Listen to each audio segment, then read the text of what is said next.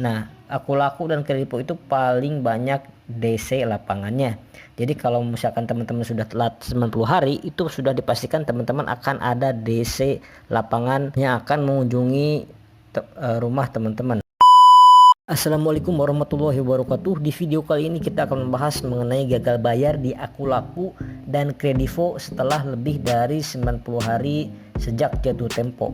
Dan gimana caranya agar aman-aman aja dan bagaimana solusinya ketika kita menghadapi DC lapangan dari Aku Laku dan Kredivo yang datang ke rumah. Kalau ngomong soal aman-aman, nah ini kan setiap orang berbeda perspektifnya. Ya aman itu dalam kategori ya seperti kalau misalkan sebar data itu tidak ada, kemudian penyalahgunaan data juga tidak ada, nah itu masih aman. Tapi kalau aman ini dalam artian bahwa DC itu akan datang ke rumah, karena Aku Laku dan Kredivo ini kan salah satu paylater atau mungkin anggap aja dari keseluruhan pinjol ya teman-teman. Dan ini juga ada ya teman-teman, dari Jakarta itu baru telah 1 bulan sudah didatangi DC dari Aku Laku ke rumah. Jadi untuk kedatangan DC itu random ya teman-teman, ada yang di atas 1 bulan, ada yang 3 bulan, itu tergantung lokasinya sih sebenarnya ya teman-teman. Dan informasi yang saya dapatkan dari teman-teman yang sudah gabay di pinjol Aku Laku Kredivo itu DC-nya tuh sopan-sopan, baik-baik. Jadi mereka itu kan DC yang sudah mempunyai sertifikat ya teman-teman, bukan DC abal-abal. Kadang banyak yang berpikir, wah ini perasaan DC tersebut itu galak dan kasar, padahal tuh enggak ya teman-teman. Nah jadi untuk teman-teman itu enggak perlu takut akan diingatkan oleh DC. Anggap aja DC itu datang ke rumah teman-teman itu untuk silaturahmi aja, bukan berarti teman-teman harus membayar tagihan di Aku Laku ataupun di Kredivo seperti itu ya teman-teman. Karena ini banyak sekali yang bertanya ya teman-teman, yang mana sekelas Aku Laku itu kan DC-nya sudah tersebar di seluruh hampir Indonesia, tapi kok bisa sih DC-nya itu enggak datang padahal sudah telat bayar selama 7 bulan lamanya. Dan lokasinya juga di kota ya teman-teman, bukan di luar Pulau Jawa tapi di kota besar seperti di Bandung, Surabaya, Semarang, Jakarta dan lain sebagainya. Nah ini kok bisa? Setelah kita coba cari tahu hal-hal seperti ini, biasanya itu mungkin banyak sekali faktor ya. Di antaranya banyak di daerah tersebut memang itu hutangnya lebih besar dan galbanya sudah jauh lebih lama. Jadi pada dasarnya ketika teman-teman itu telat bayar baru 1 bulan atau di bawah 1 bulan, untuk di Aku Laku itu kemungkinan kecil sekali untuk didatangi DC lapangan.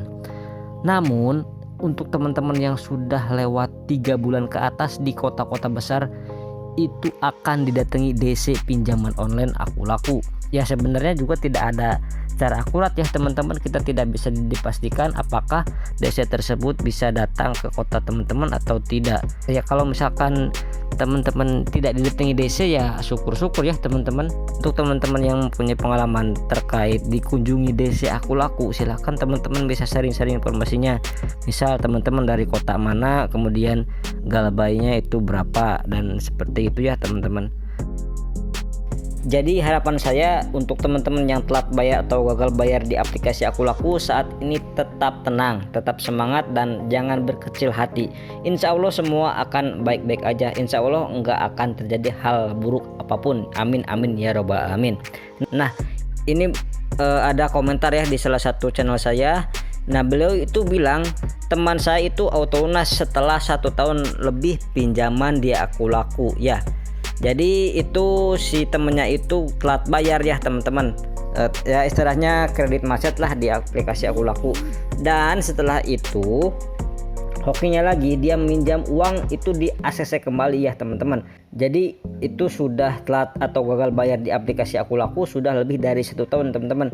Nah kok bisa begitu ya teman-teman? Bukannya harusnya kalau udah pernah gagal bayar itu sulit sekali untuk bisa pinjam uang lagi, atau bahkan mungkin auto lunas aja itu sudah sangat sulit sekali.